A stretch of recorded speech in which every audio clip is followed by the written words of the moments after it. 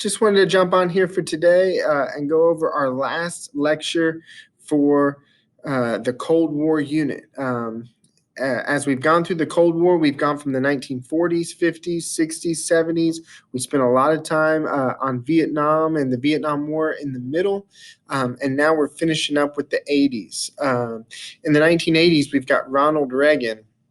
And I'm not going to do a traditional kind of PowerPoint or slide-by-slide review of all the things that Reagan did as it relates to the Cold War, but I am going to show you some documents and some places where you can learn about this. We've been in this unit now for 4 or 5 weeks, and on Thursday, we're going to wrap up with a multiple choice test and then a free response on Friday. So I'll give you a study guide at the end of this video as well. Let me make myself a little smaller here. Most of the Reagan stuff is at the bottom of this list of links.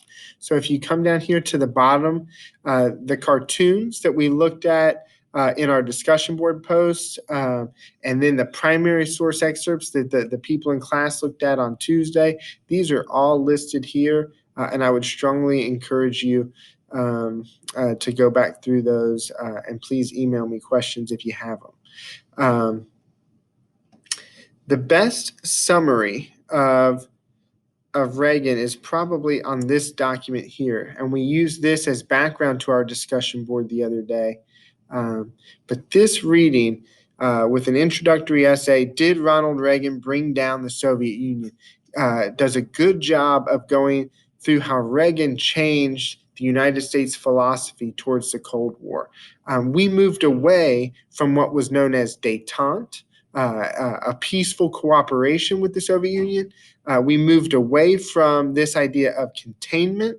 And Reagan actually, he wanted to go beyond containment and end the Cold War. And the cool thing about Reagan's intentions is in the late 1980s and early 1990s, the Soviet Union is going to collapse. So he had these goals, and he's going to accomplish those goals. Now, the question, as this says, is how much individual credit does he receive, or do more people, or are there bigger factors at play? The answer is probably a little bit of both. Reagan deserves credit, but there were other factors at play. As far as main ideas, I don't know how well you can see my board here behind me where we've been working in class, but up here I have a list of key terms for the 1970s. We worked through those last week: détente, triangular diplomacy, SALT, and SALT I. And then here I've got Reagan terms, and these were in the video that you watched on the end of the Cold War: evil empire, strategic defense initiative, Iran-Contra, and the INF Treaty. Those terms would be the main things to know for the test on Thursday, in addition to the other Cold War stuff. This reading does a good job of talking about the evil empire, strategic defense initiative, and then eventually down here, the agreements, the INF Treaty.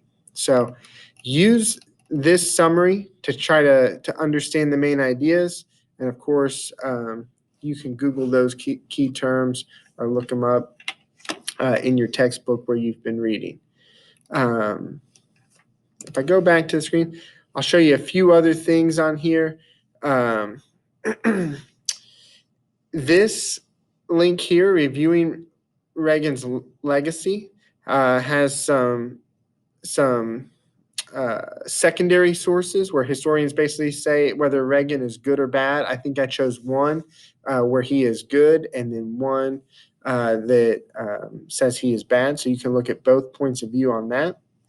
And then critical Reagan cartoons. If these cartoons that we looked at in class largely were praising Reagan, or at least acknowledging the merits of his decisions, these critical Reagan cartoons hit some of his downfalls. And I'm just going to skip on these to the end.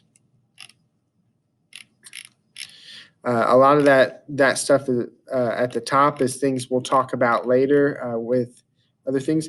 But here's a picture of Ronald Reagan, and this is characterizing him during what was called the Iran-Contra scandal. Reagan was our oldest president ever at that point. Since Reagan, President Trump and President Biden are both older than Reagan was, but Reagan was in his 70s, and many people thought no matter how well he spoke, or how likable he was, that he wasn't really competent at his age to make foreign policy decisions. When the Iran-Contra scandal happened, and you can see that this kind of says Iran Gate, many people felt like Ronald Reagan was asleep at the wheel, that he didn't know all the dirty stuff that his subordinates were doing and that he wasn't in control. Ronald Reagan, he always had a way of going on the media and kind of dismissing those critics. He was an actor. He was good in front of a camera. He was good with a speech. This cartoon, take 1, take 12, take 28, take 34. It kind of shows how Reagan kept shifting his answers and not really having good answers for the Iran-Contra scandal. So I wanted you to see those. Those are a couple of critical Ronald Reagan cartoons. All right. So again, the summary of Reagan and the Cold War is a really helpful reading. The legacy readings and the cartoons could help you a little bit as well. As far as this end of unit test, the Cold War final, right here is a very important link. Cold War multiple choice test study guide. This video today for your Wednesday is very short. It's probably only going to be less than 10 minutes. What you would probably be better spent doing today is taking this study guide and working through all the stuff on the Cold War, reminding yourself what we've covered. This was a long unit. It went from Truman in the 1940s, where we first started with containment. We went all the way through Eisenhower, NATO, John F. Kennedy and the Cuban Missile Crisis and flexible response, the Vietnam War, Nixon and détente, and then down here to Reagan. This study guide is something that if you are in class taking the multiple choice test, if you have handwritten notes on this study guide, you'll be allowed to have that out during the test. When we go to take the test, we won't be using the internet or Google or our phones, but if you have spent some time and gone over this study guide and handwritten stuff, I will allow you to have that out on the test tomorrow. The test tomorrow is about 20 questions. It won't take the whole class, so if you want to bring this in and ask about a few items before we get going, I think that's a great thing, and I'll be happy to help you there. This is a good study guide. One last thing I'll show you again to remind you. Early in this unit, we used this thing called the early Cold War chart.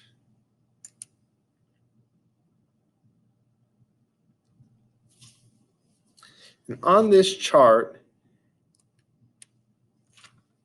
we went through the Truman years, the Eisenhower years, and the Kennedy years. And we put terms and definitions, and we talked about what was successful and what was not successful. This could also be a great study tool to prepare for Thursday's test.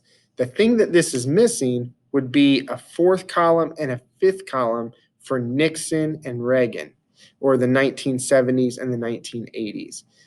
That is something that you might, again, use these key terms, use some of the summaries, but take some of this information, study through it, put it onto your study guide that you bring to class on Thursday, maybe add a little bit to it for Nixon and Reagan, and I think you'll be in a really good spot. All right. That's it for today. I'm not going to go much further. Enjoy your Wednesday. Complete the study guide. Message me with any questions about the multiple choice test, or be ready for those on Thursday. And hopefully this points you in the right direction for success. All right. Thanks for watching, guys. That's it.